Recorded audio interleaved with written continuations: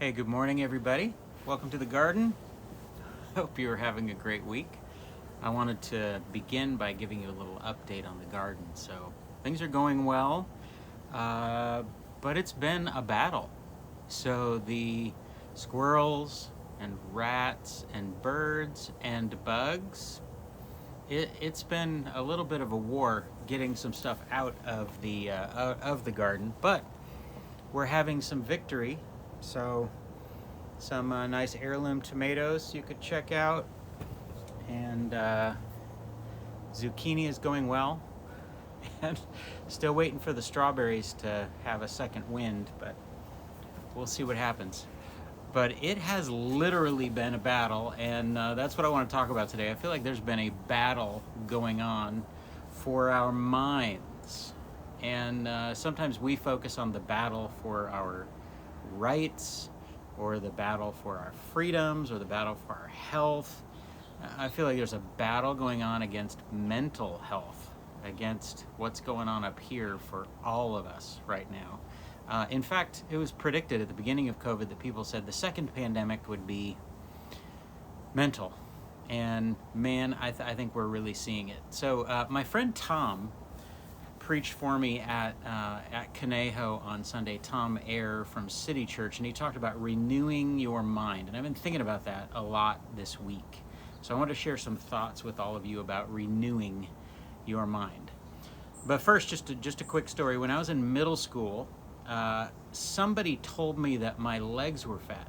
It was one of my friends who probably didn't feel very good about himself and looked at my legs and went like, so literally for 2 years, I went to the beach wearing pants. Now in the 80s, I was wearing Levi's cords. I was swimming at Zuma Beach, boogie boarding at Zuma Beach wearing Levi's cords, which become about 25 pounds when they're full of water. So this was not smart. This was not a good idea. Somehow in my mind it all made sense that I got to cover up these legs. And then I realized, later on in life, and once I got married, my legs aren't bad. In fact, my wife finds them pretty darn attractive.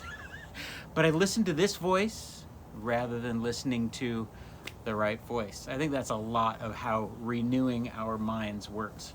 Romans 12 says, don't conform to the pattern of this world, but be transformed, I like that word, by the renewing of your mind. And then you'll know how to know what God's will is. Sometimes we struggle, how do I know God's will?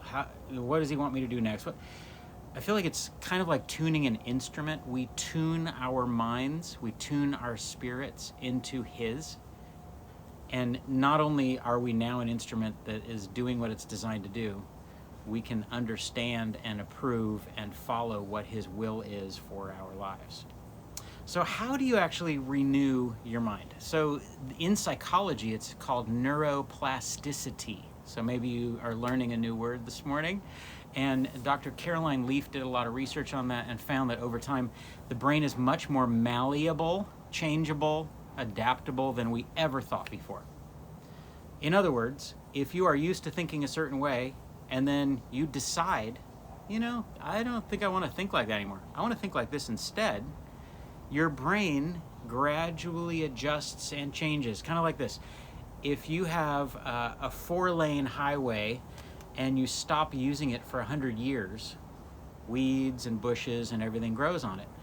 If you have a 1-lane highway and you decide, man, I'm going to make that into a 4-lane highway, that we've seen that in Southern California, over time it becomes a well-used thoroughfare, a big old cement, thing that's established over time. The same thing happens in our brains. We stop using this track, we start using this track.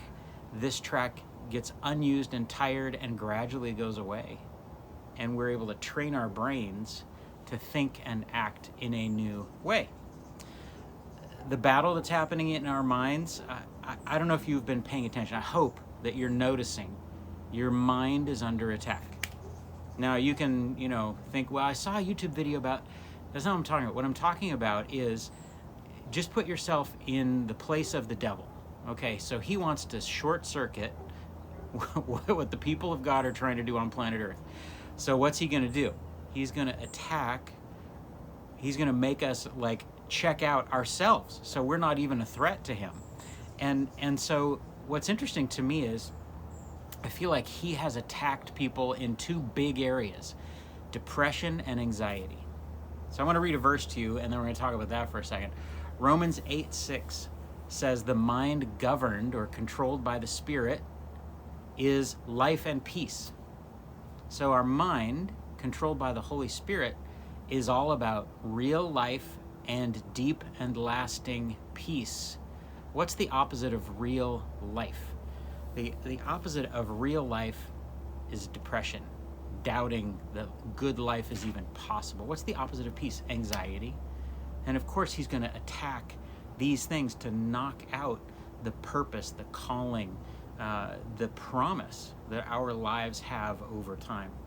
And so how peaceful do you feel about things right now? Most of us would say not very peaceful. How hopeful do you feel about your life? How excited do you feel about your life? You know, and I feel like it's a hard season for both of those things. And I'm not saying there's some simple, easy, oh, you struggle with depression, just read this verse. That's not what I'm saying. What I am saying is understand that there's an attack against your mind, and we have to fight a war against that attack. So, I feel like the first step is understanding that renewing our minds takes time. So if you had blood, issues, or let's say leukemia or something going on, let's say you have to go in for blood transfusions. In the first half hour, your problem's not solved. Over time, your problem is solved. I think the same thing happens with minds. They have to be cleansed, they have to be purified, they have to have a transfusion of good stuff to get the bad stuff out, and it takes time. So how do I do it? I go to the Bible. The Bible's powerful, it's practical, it gives me life, it gives me peace, it shows me who Jesus is, it shows me God has a plan, it shows me that even when things seem out of control, Jesus actually said, in this world you're going to have trouble, but take heart, I've overcome the world. So in that I can find peace and hope, and I don't have to be freaking out about everything that I hear on the news, everything that I see, every text that I get. I know that he's got it, and I don't have to have it. I have to have him. So here's a verse that's been super helpful to me, and it helps me figure out this. And I don't know if you remember the Sesame Street, but one of the big themes was garbage in, garbage out. And what we put in our minds has a result. So Philippians 4 says, finally, brothers and sisters, whatever is true, whatever is noble, whatever is right, whatever is pure, whatever is lovely, if anything is admirable or praiseworthy, if anything is excellent, think about those things. So I want to challenge you as you go into this day, as you go into this week, the rest of this week, what are you putting in? Because you have a choice to allow fear and lies and problems and all other people's junk and doubt, and you have the choice to let all of this noise come in, even if it's just confusing noise. You have the choice to listen to the news 12 hours a day or not. No one makes that choice for you, you make it. But if you put in the right things, and the filter is whatever is good and noble and right, lovely, admirable, if I'm only letting that stuff in, the result of my life is going to be totally different. I'm actually going to have something to give away. I'm not going to be just surviving and trying to get through the day. I'm going to be thriving, and I'm going to have peace and life to give to somebody else. Imagine that. God bless you, everybody. I hope you have a beautiful week, and I hope this has been helpful to you. See you soon.